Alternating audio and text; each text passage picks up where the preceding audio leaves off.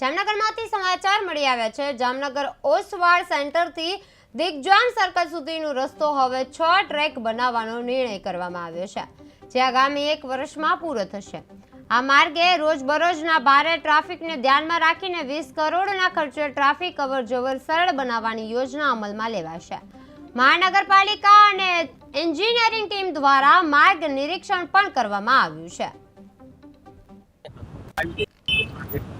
Pilot બંગલા 4 રસ્તાથી શરૂ કરીને દિગ્જામ સર્કલ 4 રસ્તા આ લગભગ 1100 મીટરના લેન્થના રોડ ઉપર અત્યારે હાલ આપણો જામનગર શહેરમાં રસ્તો 4 લેન રોડ છે।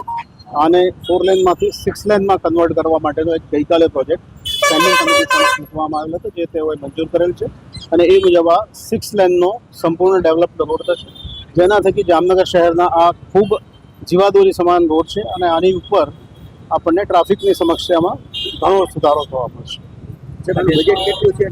આનું બજેટ આશરે 20 કરોડ રૂપિયાનું છે અને એકાદ વર્ષના સમયગાળામાં પૂર્ણ થશે।